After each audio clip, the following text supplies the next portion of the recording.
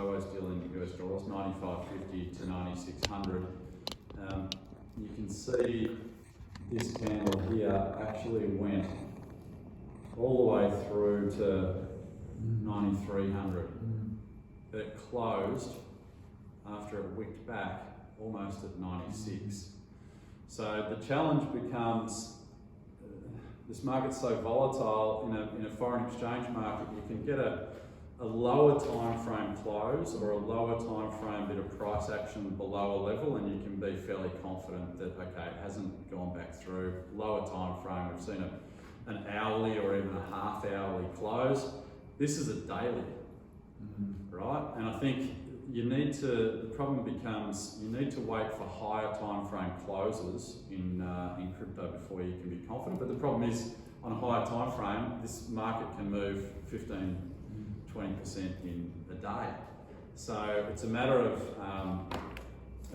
balancing all those things out and coming up with your own style and what you're comfortable from a risk management perspective. But I will say one thing in terms of risk management: if there is no setup, there is no trade, or there shouldn't be a trade. If you don't have a level to manage your risk off, if you're trading in the middle of a range and you're not going to be certain that the range is going to break either side, then you've got a huge amount of risk.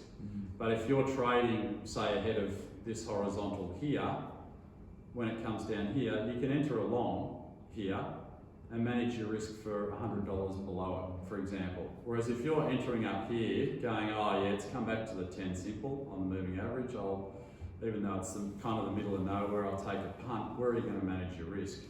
Right, so one of the questions I always ask myself is, would I be really frustrated with myself later if I entered a trade at this level in the market? And if the answer is yes, like if the trade didn't work out, then I, for the most part, won't enter the trade. And it's a game of patience. You just have to wait for setups, and setups can, depending on the time frames that you're trading, can take weeks, they can take months, they can take a couple of hours. You just have to sit and wait for a setup. So that's one thing that I would say at the start of your trading journey, that you should always keep in mind: no setup, no trade. If there's not a good point to manage your risk off, just don't enter it. There are other trades. There will always be other trades. The market will keep moving. It'll reach important levels. It'll reach important moving averages, and you'll always have another point that you can manage risk off. And also your position sizing. Keep your position sizing low, particularly if you're trading counter to the trend. So clearly here we can see an uptrend.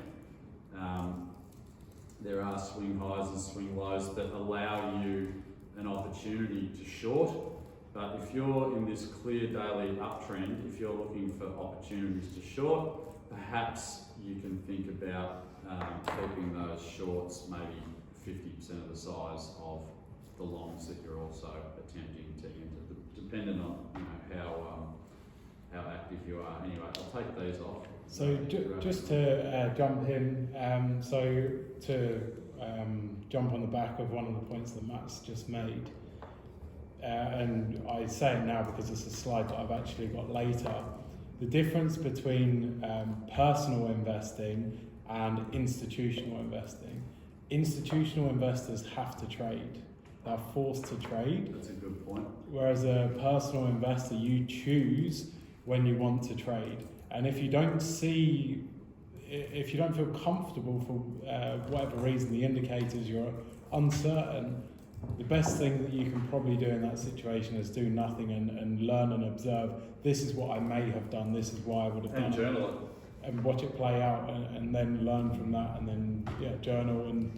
I saw this setup, I really wanted to enter the trade, the reasons why I wanted to enter the trade were this, the risk reward looked great, there's a level to, but I wasn't confident, there was too much momentum on the downside, I really didn't want to step in front of it.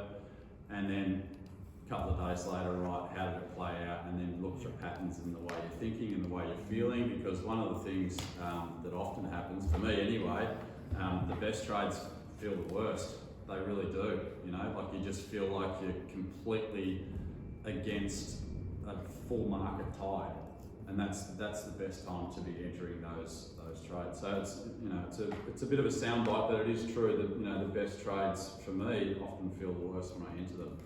So Okay. I was going to say, what might be good if we keep it a bit more PG in the sense that no one's going to be trading as such in the room. Yep. But what I would really love is we talk a lot about longer term bird's eye indicators. Mm-hmm. What would be really good is what sort of indicators should the guys be using if they were to jump on, let's say, a trading view platform? Okay. And what are some of the real basics, and then going through to what else they could use as an indicator, just as a quick snapshot, because none of the guys are going to be sitting watching charts too much. Cool. One interesting comment he made was like going long, where you can teach us how to do that. Oh yeah, that's just investing. Long and short. So Yeah. long is just buying the asset, and short is selling it. No, I meant short. Yeah, so sure. Yeah.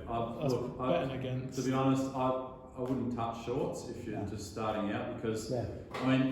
you keep a stock limit, and your account can get liquidated at certain points, but theoretically the losses on a short, if you keep entering a short, are infinite, whereas your gain on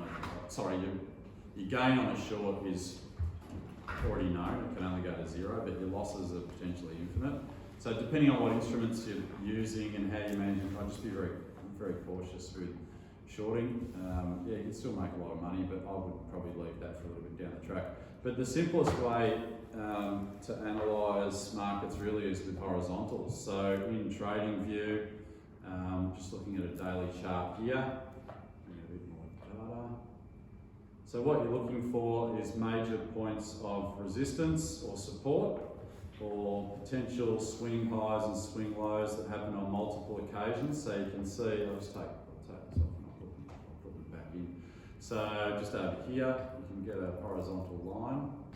So TradingView is a free platform that you can use. There's more advanced options, but You definitely get horizontals on the free package. yeah, absolutely. You might not get some of the moving average stuff and volume profiles. You don't I'm get not volume. Sure, but And I think on the free version you get was it up to 3 indicators or something Yeah. from memory. Yeah. You can put up different things at the same time. yeah, okay. So the most simplest way is to look for these sort of areas. So if you look across here, you've got support, resistance, support, breakdown point, again resistance here. So that's probably a pretty good level. So I'd put a horizontal somewhere in there. It's not an exact science.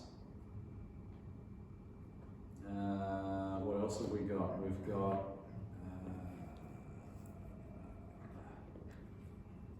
sort of around here, multiple support and resistance lines coming in here, all through here, tops here, another top here, and then only wicks above in this area. So I'd put in another one there around 10.4-ish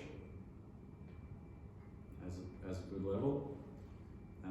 Again, we're sort of looking around this area here. I'd probably place it about there, because you've got multiple levels of support here. Again, a few wicks below. When it finally breaks, it's clearly a level that people had already been watching through here. You see the volume spike down the bottom. That's a good indicator that it's a real move once it breaks. Again, resistance here. We had 1 wick above on that China blockchain news. Through here again, support, resistance, and when it breaks again. So obviously a very, very important level, and I'll come back to why, because on the higher time frame, this is a more macro level. Once that broke, you can see here we've had a run lower. I won't do too many of these. You can just keep putting them in and putting them in, basically. So a question I have, you mentioned around the China blockchain news. Yeah.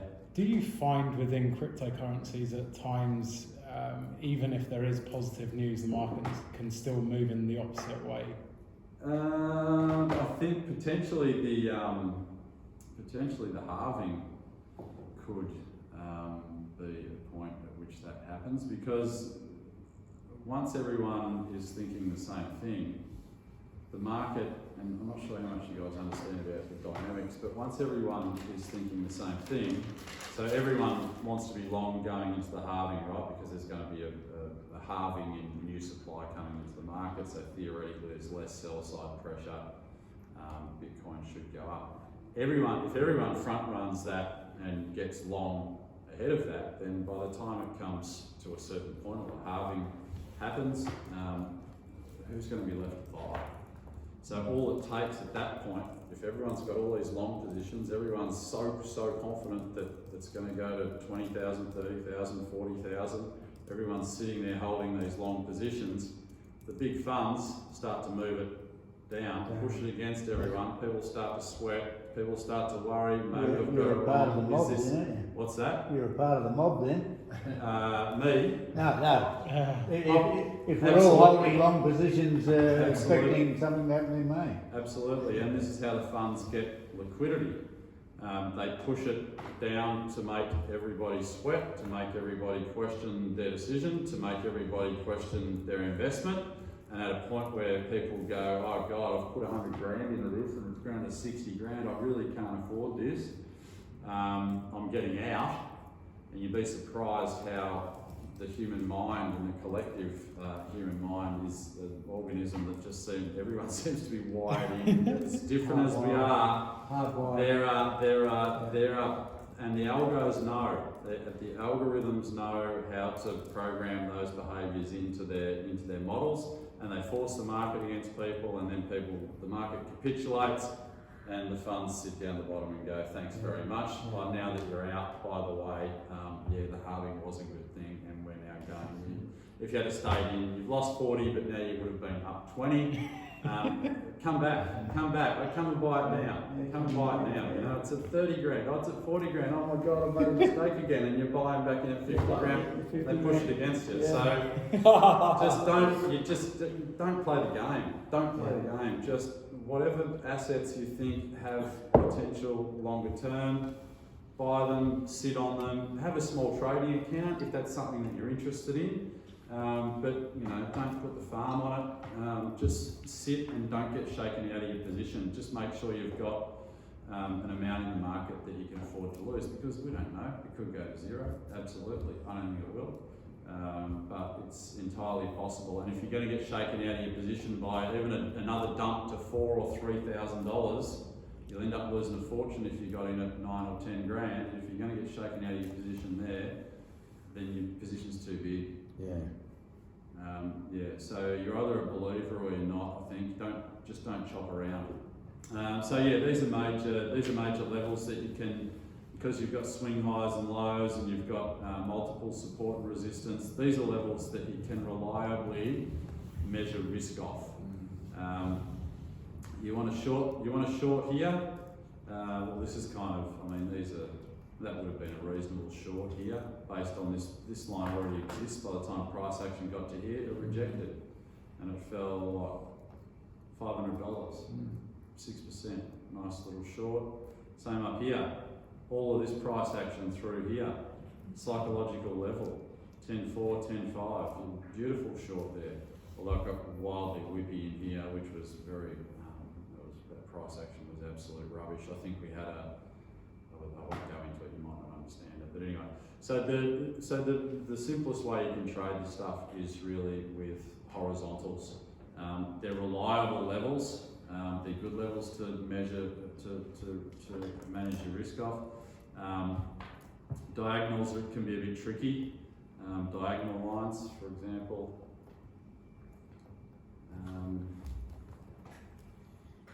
you can just keep moving them basically.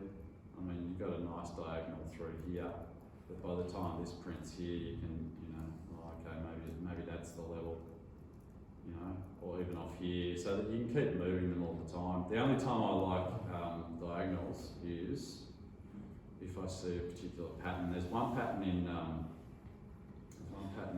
crypto which plays out really well. A lot of patterns. We've had two really good opportunities off this pattern in the last couple of years. This one here. So descending and ascending triangles are always very good. So if you look at this area here, you've got multiple resistance point. So it can't break up. It tries once, tries twice, tries 3 times. And you've got higher lows. So that's considered an ascending triangle. And how, because I remember when you were talking about this last time, the percentage that the triangle is filled. So do you find that that's been like a common percentage? Because I know you said you missed a trade before when it went right to the to the point of the triangle. I'll show these guys that as well. Yeah. So how are you seeing? 60 to 75% full. If it starts getting beyond 75, 80%, you start to think whether it's going to be a valid pattern, whether something else might be happening. If you measure this out, it probably comes out to about here. You're probably looking at 60% somewhere, 65%, something like that. So ascending triangles, that's the only time I really like diagonals. I wouldn't play longs off here because again, they can move and still be a valid. Like we could have had another drop down to this point, and the diagonal would have moved, and the triangle, the time period or forecast would have been just over a longer period. So diagonals can move. I wouldn't be playing longs out of these bounces. I'd just be either shorting this or waiting for this break. But you see, once it's clear that there's a lot of people in the market watching this pattern, this ascending triangle, and waiting for it to break. As soon as it breaks, look at the volume coming down here. Massive buy volume, bang, straight up to 5.3 from I think it was 4.1 or something, wasn't it? Yeah, 4.1. Once that broke, again another one over here. I showed the guys last time, so I won't spend too much time on it. But for the guys that haven't seen it though, what can you explain what they're trying to look at with these patterns and how they're supposed to? I guess what did you mean when you said it's 60 to 70% filled? Yep. So this one here, a good That's example. 100%. This one killed me. This one absolutely killed me. So when I'm saying 60 to 75%, so the start of your triangle is here, right? The apex of it, if that's the right word, is over here. So you're looking for price action to not break out here or here or here. You're looking for it to break out, probably about here. 60% of the way, between 60 and 75% of the way. You can draw this in, you can sort of see where, prior to this price action printing, you can see where the endpoint comes in based on just extrapolating those lines out. Yeah, this one was a shocker. All year, I was appearing at events going, this is the classic descending triangle. There's, people are going, no, it's the bottom at 6,000 spot. I'm like, it would literally be the first time in the history of the world in any market that I'd seen a pattern this perfect play out to the top side. It's just descending triangles break to the downside, particularly when they're long-term descending triangles and very clear, and ascending triangles are supposed to break out to the top side. But this one here, I traded out the end and I was like, this is just way too mature. And we started to go out here, we might be wrong, and we started allocating, thinking, it's going to go up, and then it crashed, and we had to scramble out down here somewhere. So that wasn't great for us. But you make mistakes. Crypto's its own animal. But so you're saying essentially it did follow what it was. Follows perfectly the descending triangle pattern. Perfectly kind of hitting the diagonal on the way down. Very strong support level around $6,000, multiple, my finger's not going to work, multiple tests of that $6,000 level. Realistically, it should have broken here somewhere, sort of when the pattern was 60 to 75% mature. When it traded out the end, that's when you start to go, okay, maybe we've been wrong here with this pattern.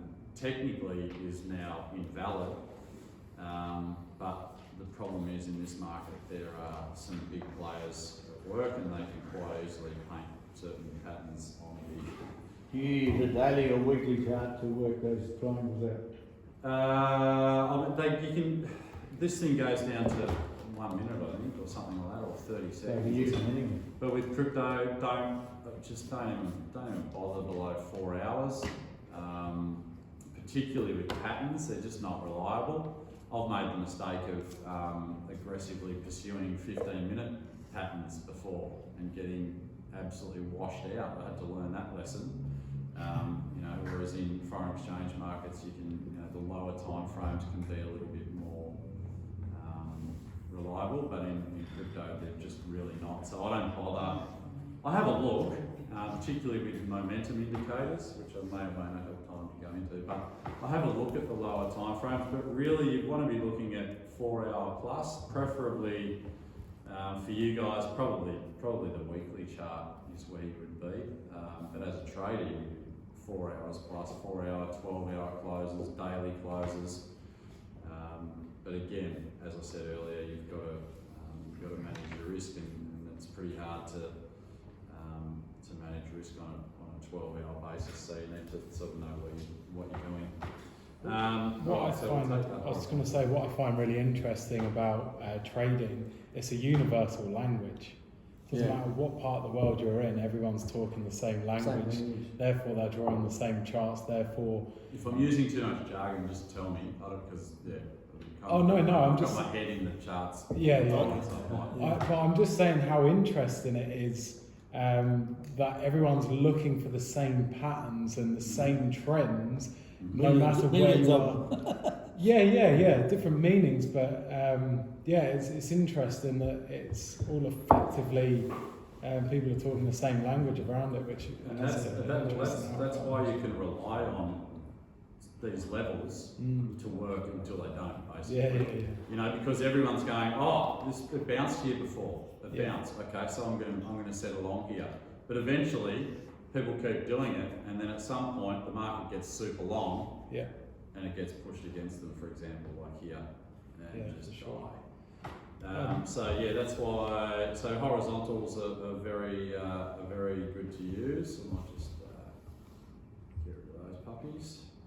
So what are you seeing at the minute, Matt? Because we've seen like a lot of up and down head and shoulders of the fun stuff. So it'd be interesting to get your observation of maybe the last few months. I know, Russell, you asked about what's the last few months, what would you done differently? So it'd be interesting to see what your thoughts are of where we're at. And I'll definitely touch on the halving tomorrow. I've got a few charts that I want to show you of what's happened in the past, also what's happened recently with Litecoin. We've got Bitcoin Cash coming up. So taking all these considerations, all these factors into account. But I'd be interested to see on a technical front what your observation is of the market. So with the technical side of things, there's one very important thing to keep in mind at the moment, and that's the weekly trend. Anything below a weekly trend. So what that means is each one of these candles represents a week. This is a weekly trend right here, a weekly uptrend. The reason why it's a weekly uptrend is because we get a bunch of, so we get a high, a low here. So that's our last high there. We get a higher low compared to this. Then we get a higher high here. So once we get a higher low and a higher high, we're technically considered to be in an uptrend until that reverses. So you can look at daily, you can look at 2-day, you can look at 3-day. There are daily trends, and there's been plenty of daily trends in the lifespan of Bitcoin, but it's been the weekly trend, the weekly change in trend that has caught or precipitated all of the major moves. So the weekly change in trend has never failed in Cloudbreak, because we're really hoping that this is not going to be any different in the history of Bitcoin. So, up and down. So if you've seen a weekly change in trend to the downside, there's been a major down move. Like, for example, here, we've got a change in trend right here. So that precipitates this move down here. And what are those moving averages you got on there? Sorry? I'll come to the moving averages. Okay. So what we were looking at here is we needed, where were we? So we needed so this level here, I'll put a horizontal in actually for this one. So right around here, previous weekly high, when you're looking in this in this downtrend here, previous weekly high, we needed to actually We got a higher low in here when we pulled up to this little peak here and then dropped back into here. We got a higher low, or arguably two higher lows here, but we hadn't had a higher low on the weekly local. So this is the local high. There's nothing above it all through here. So this point here, where we broke back above it and closed. So the green candle closed. I don't know how big this is up there. Yeah. So the green candle closed above this 9.69550 area. That officially was a change of trend to a bullish trend on the weekly. And as I say, the changes in those trends over the lifetime of Bitcoin have precipitated all of the major moves. What's happened now though is everybody went, weekly trend, we're bullish. So everybody bought up here, and what happens? Pushed it back. Absolutely slaughtered the market. It held in around this 9.6 level for a long time. People were buying ahead of it. The market got pretty long there again, and it cracked. So this candle here is not great, but it hasn't closed. It doesn't close until 11 a.m.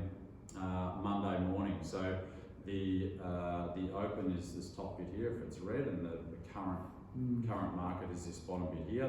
This bit, the wick is as low as it's been for the week.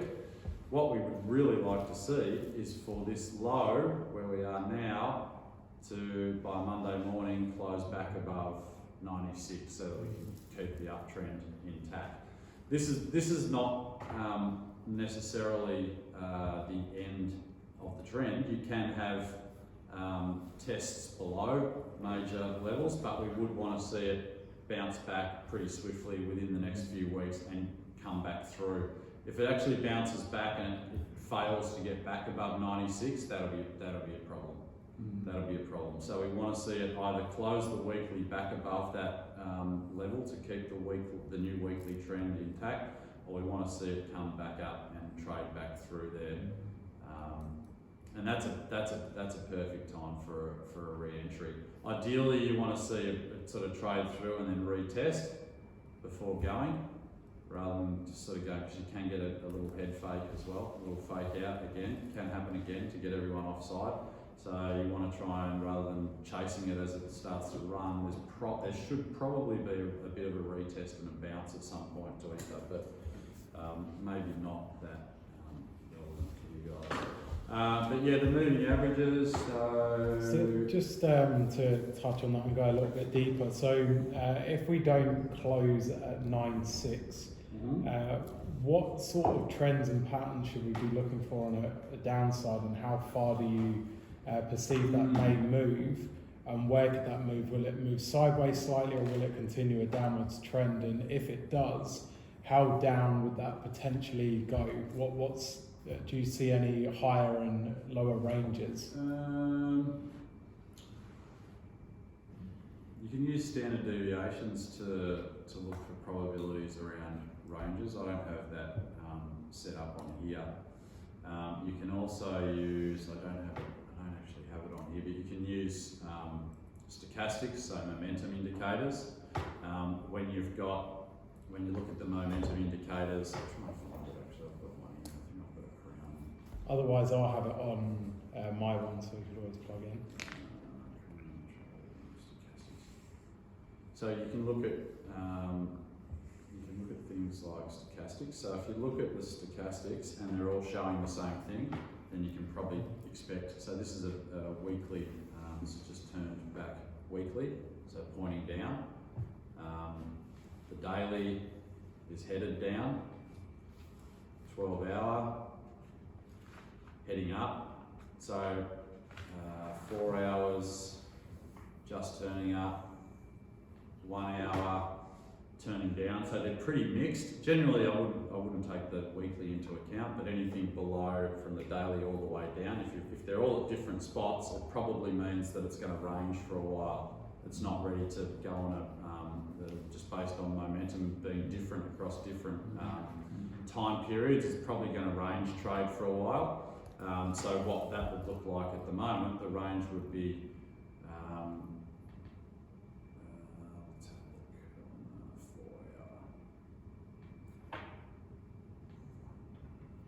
So the range here, you're looking at, you know, actually, I mean, this is it's a bit too far.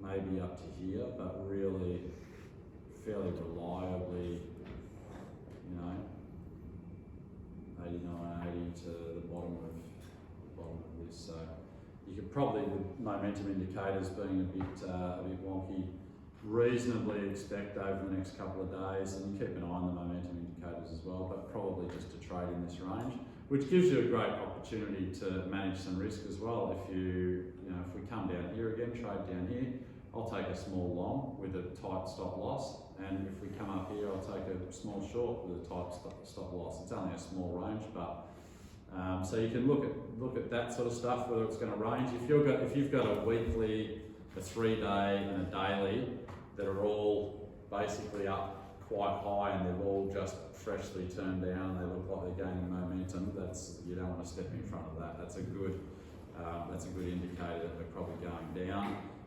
But yeah, it's hard to really say where it retraces to. There's a couple of things you can do. I like to go level by level in terms of these horizontals if you're keeping it simple. But you can also look at things like fib retracements. So out of this move here at 6.4 up to, so these are, I don't know the exact mathematics behind this. It's a bit of witchcraft really, but the Fibonacci sequence is basically a sequence of numbers which the following number is created by adding the two previous together. So 1, 1, 2, 3, 8, however it goes. And these retracement levels in financial markets can be quite good support and resistance levels. So you can even see just here, when you put a fib over the whole move from down here at 6.4 up to 10.5, you can see the move hitting on the way up before the move's even really been finished. It's very odd, and then you get, look at this. This is a great level. This first retracement here, the 16, is it 22, 23? Good level to manage risk off. When it broke through there, it basically flew. I mean, it went through this fib like it was butter, but it's pulled up again here at the 0.5. So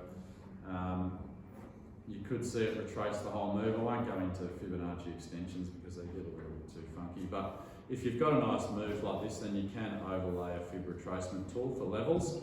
I like this level here because I've got a horizontal, and I see the green fib changing there as well, the 0.5. So where there's confluence, which is a word that everyone likes to use in this market, between two different things, it's a fib and a major horizontal, can be really good areas for managing risk. And I'd also like to see on the moving averages. So I've got a sort of a moving exponential simple ribbon, I suppose you'd call it here. So the exponential has 21, 50, 100 and 200, and then you've got a 100 simple and a 200 simple. So I don't really muck around too much with the simples, just mostly looking at the exponentials. So this looks, when the 10 simple crosses through the 21 exponential here, so the pink through the yellow, that can also be a good indicator that market direction is changing. So this cross here has basically led you, if you're following the moving averages, into a pretty nice trade. During these trending moves, it does like to come back and test the 21. So you see a test there, you see a test there, but it doesn't really break it until this point here. And this is kind of in this move, the top of the move. This is a little bit concerning on the daily here, the 10 simple crossing back down through the 21 exponential.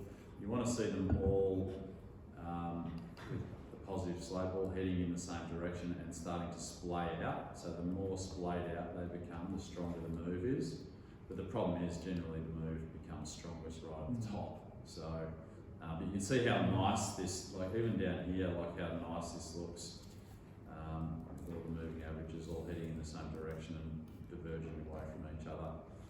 And over here you start to see them start to curl down, negative slope, really not great. I mean, there can be false signals as well. There was a lot of, where was it? It was here. There was a lot of chopping and changing through here just because the market was so volatile. So there can be, it's not a, you know, it's not a perfect indicator, but it is in terms of reasonably simple tools. It is one that I would be having on my charts for sure. Just to keep an eye on these major crosses, and everybody in crypto loves this one as well. The green through the purple. So that's the 50, well actually they don't, in crypto they do it on the simple moving averages, but I do it on the exponential moving averages. So the green through the purple there is the 50 exponential through the 200. That people love, that's called a golden cross on the daily. People love golden crosses in any markets really because it's a generally a good indicator that we're going to see much higher prices. But also what happens with a lot of these crosses is because everyone gets so excited and bullish, there'll be some counter trend price action as well, often coming back to test into one of the major moving averages, so the green or the purple. We've tested the purple here that were part of the golden cross. So so the market really at the moment it's in reasonable nick. I really didn't want to see it break back below 9.6. We've still got a few days for the weekly to close back above 9.6 and save the day. I'm not that confident that it's going to. I think it's going to confuse everybody for a while down here and sort of chop around, and people will lose money. The people that can't wait to trade will be losing money. Oops. Oh, FaceTiming me. Probably wants my son to say hello to me in the middle of the presentation. But anyway, so they're kind of the main things that I look at. I think we're pretty much out of time. I haven't spoken too much, but if you guys have any questions or So to do this sort of trading, you sort of got to be watching it all the time. yeah, unfortunately, this market's 24/7. So I say to people, I've got two babies at the moment. I've got a 1-year-old and I've got Bitcoin, and they both wake me up every night. So it's pretty brutal. It's pretty brutal if you're an active trader. I mean, you can set stop losses and stuff and just walk away, but you still, as the market approaches the level, you still, if you've got a decent sized position, you want to get up and see what's actually happening rather than just blindly going, I'll stop out there or I'll. Thanks, mate. So yeah, it's a tricky one to trade. It's not like equities, you know, the guys go to 10 till 4 or whatever their hours are. Australian equities. So it presents its own challenges, but as I say, like, you're much better off just sitting on it for a few years. So what are you seeing from, we've looked quite micro, which is awesome, so we can understand the entry points and stuff. If we take a bit of a longer term view, what are you seeing right now from the longer term patterns, and any words of wisdom that you want to share with the guys from that point? Could be a whole lot of things. Could be a whole lot of things. If we were just to turn this into a monthly chart, for example, I mean, look at this. It's, you know. It's like God's beaming down on you. There's a light diagonally coming across the room. You know, like maybe we're in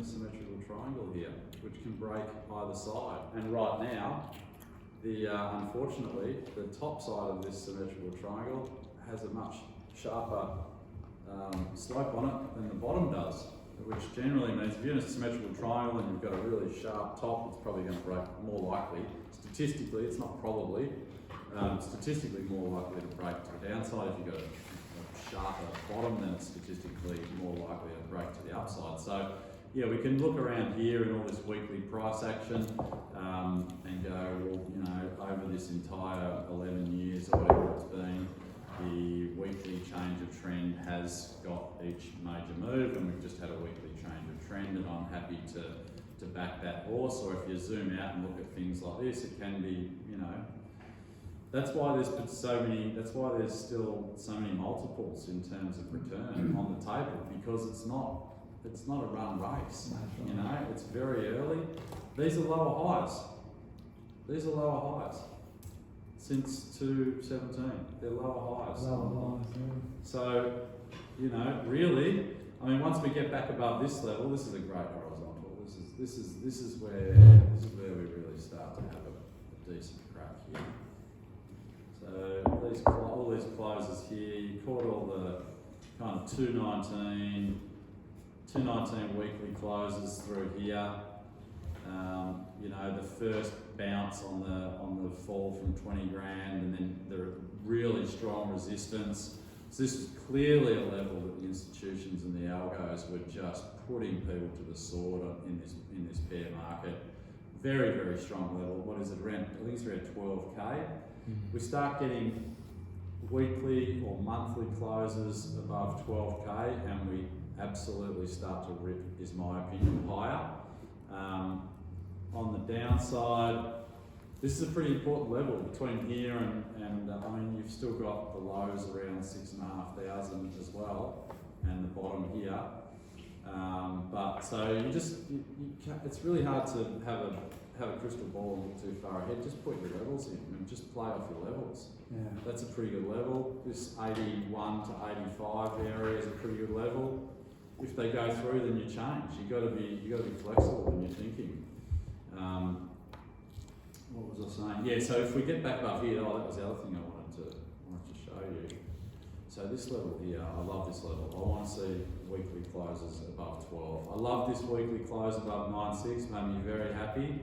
But a weekly close above 12 grand is really where it's at. And you put your volume profile on. So these are high and low agreement nodes. I'll try and split them a little bit more. So basically what this means, this shows you where all the business has been done. So in this area here, there was a ton of volume being done. Lots of people agreeing on price, buying and selling, lots of business being done. Everyone was happy trading through here. These high and low agreement areas can be, they can indicate to you where a market might pull up or find support or resistance. And these low agreement areas can show you where the market might just go straight through. So you even look across here, high agreement, everyone's happy dealing, sellers are just as happy as the buyers, so there's a lot of volume gets done through here. We get into this bit here, low agreement area, and the market just absolutely rips to the next level before it stops. Gets involved with these high agreement areas. Thanks, mate. And again, if you look at this 12 grand level where you've got this institutional level back here at the start of the bear market, and the recent also catches the recent closes on the run up in late or middle of last year. Look at the volume profile above here.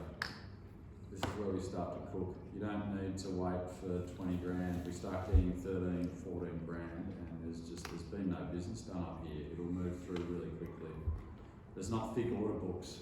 There's just not thick order books. There'll be a lot of people stepping away going, okay, hang on, this thing's actually starting to run now. It's not going to be a lot of business. When there's not a thick order book, the market can move really quickly. So do you see if we break on the upside of 12, Yes. then it's strap in and hold on for Not the necessarily ride? strap in. There'll be all sorts of tomfoolery around 12, because anyone that knows it's a big level is going to be pretty aggressively trading off that level and using that level. So there'll be a lot of mucking around, but you start to get higher time frame closes above there, and then we're really well set up to once we start sort of getting up here with weekly closes, it's gonna run. I would say that's what I'm hoping. Certainly the volume profile looks like that at this point. I mean, who knows? It could just do a quick whip up 20 grand and then spend 6 months colouring in, because a lot of the time when there's these huge moves, the market will always retrace and sort of colour in those areas. But for what it is now in your volume profile, really dangerous area here. So if we break below 6.2, we're struggling, I think. We're probably head down into the fours, mid fours relatively quickly. Likewise, we get above 12. We're off to the races, I would say.